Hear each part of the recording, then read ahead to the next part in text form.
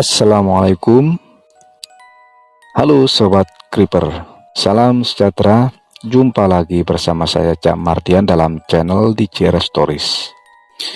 Di kesempatan kali ini saya akan membawakan sebuah kisah dari seorang sahabat saya sendiri, yang dalam kisahnya menceritakan perjalanan hidup seorang kembang desa yang begitu dipuja-puja karena kecantikan pribadinya. Bagaimana akhir kisahnya? Kita langsung saja ke cerita.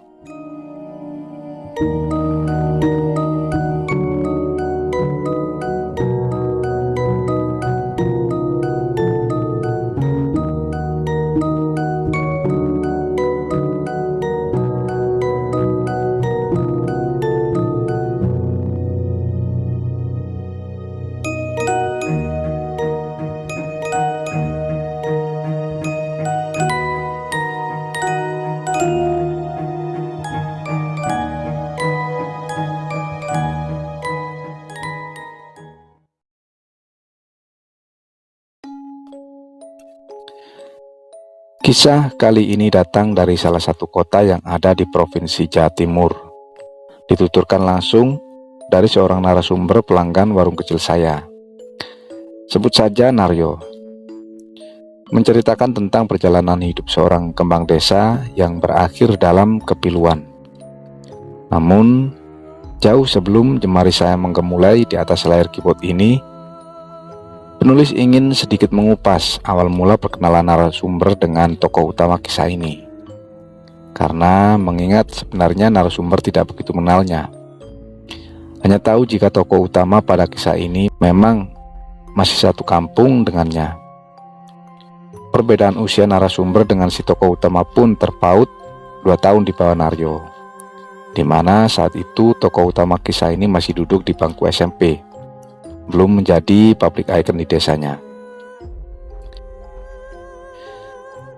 Singkat cerita, seiring berjalannya waktu, sekaligus sebagai patokan awal mula kisah ini bergulir, saat narasumber telah bekerja menjadi karyawan pabrik di kota Gresik, sekitar tahun 2017-an lalu. Sedangkan tokoh utama telah melewati batas sekolah tingkat pertama menuju jenjang puberitas. Dari sinilah awal mula perkenalan Naryo dengan tokoh utama kisah ini. Berawal dari rasa penasaran akibat viralnya seorang gadis bernama Javia. Karena kecantikan dan kepribadiannya lah Javia disebut-sebut sebagai primadona desa kala itu. Setelah ditelusuri, keterkaitan Naryo dengan si Javia ini ternyata masih memiliki hubungan kekerabatan jauh.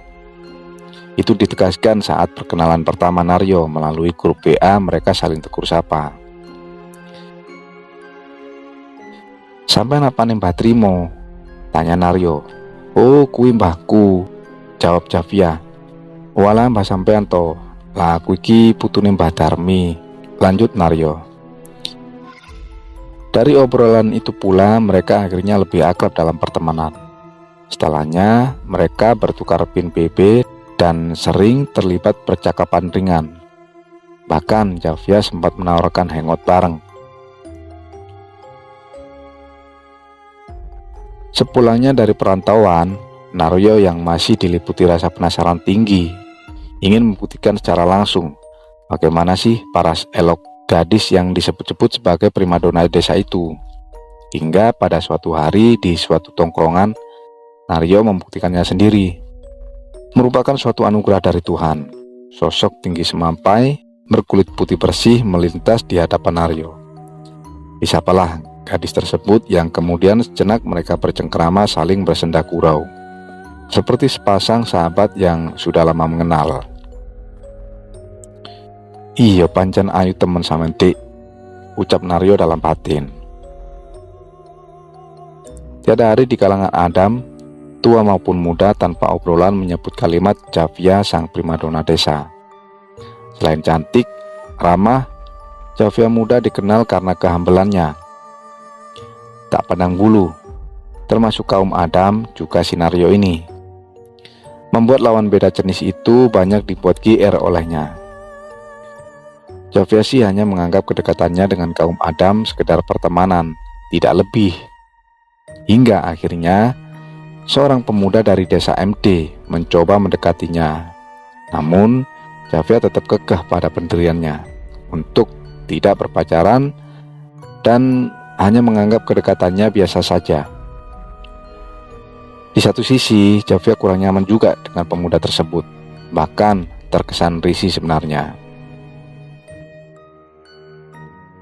Oleh sebab itu, warga dari kalangan pemuda setempat berusaha melindungi Javia, memberi teguran agar tidak melebihi jam 9 malam saat melakukan waktu apel. Merasa memiliki jiwa kepremanan dan koneksi kampungnya dikenal banyak massa, pemuda tersebut sempat ngeyel, acuh serta tidak menggubrisnya. Seiring berjalannya waktu, masa-masa duduk di bangku sekolah akhirnya pun usai. Bak bunga baru mekar dari kuncup. Pesona kembang desa itu semakin merebak di lingkungan desa. Pemuda yang awalnya sempat ditolak Javia dengan baik-baik tadi masih saja terus mendekatinya, bahkan kini terkesan lebih berani dan memaksa. Melihat hal tersebut, kembali warga dari kalangan pemuda desa setempat tidak tinggal diam, lalu mencoba mengingatkannya kembali. Nek gak gelem kau usah dipeksa, iki primadona iki nih. Namun pemuda tersebut masih saja tidak peduli atas peringatan tadi, malah nekat membawa keluarganya untuk melamarnya. Alhasil usaha pemuda yang dirumorkan akan mendaftar di akademi kepolisian itu pun ditolak oleh pihak keluarga Javia langsung dengan mengatakan, "Aku ora butuh dunyo, arek iki ben nguber cita-cita dhisik," tegas bapak Javia. Merasa dipermalukan karena lamarannya dikembalikan secara mentah-mentah, keluarga pemuda itu tidak terima. Mengingat dari segi materi, keluarga tersebut merupakan kalangan orang yang cukup berada jika dibandingkan Javia, anak dari keluarga sederhana. Dan dari sinilah awal mula petaka itu terjadi.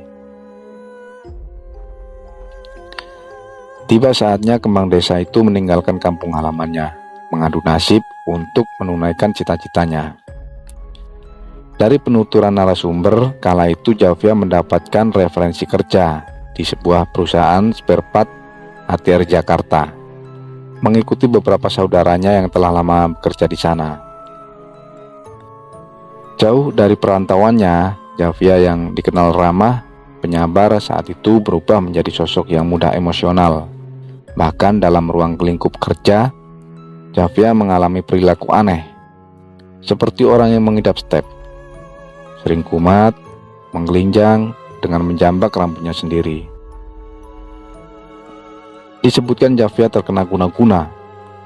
3 bulan lamanya, Javia menahan penderitaannya. Kemudian primadona tersebut dipulangkan, dengan kondisi yang cukup memprihatinkan.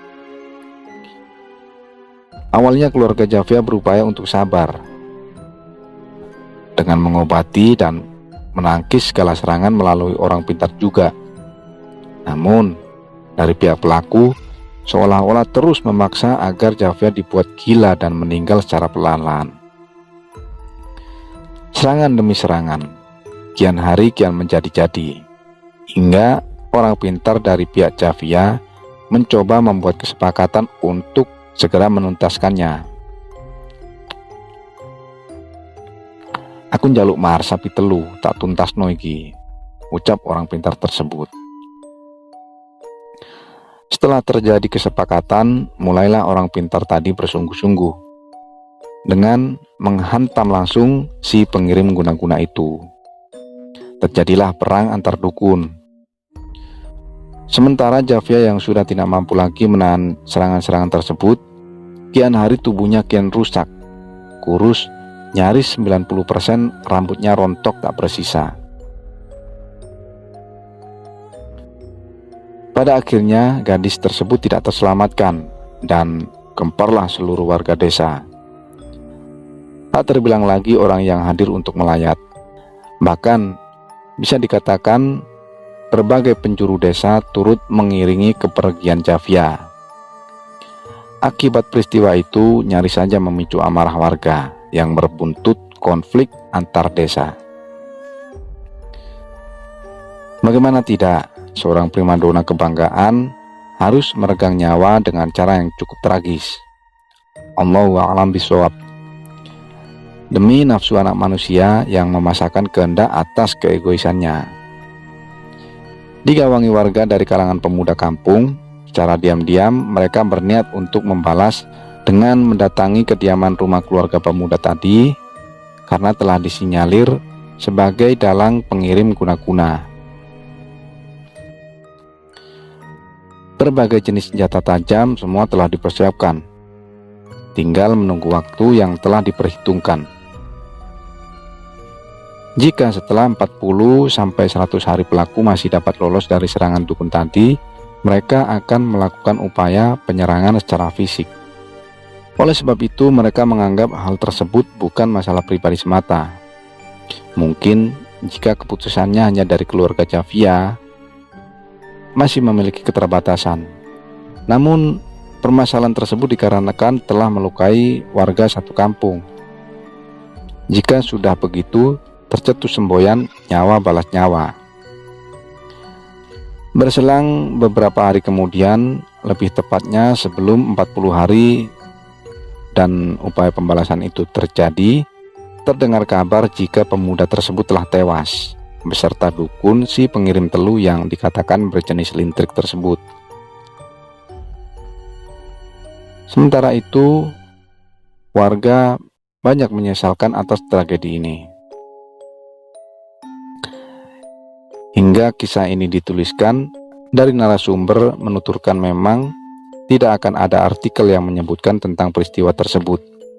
Tapi, jika menyebut tragedi sang primadona desa, tentunya seluruh warga kampung kediaman narasumber sudah tidak asing lagi.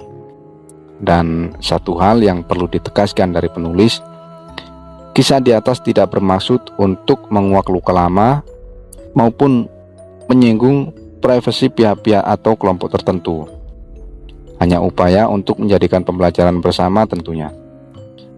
Bagaimana kita dapat saling menghargai keputusan seseorang tanpa harus memaksakan kehendak orang lain. Cerita pun selesai.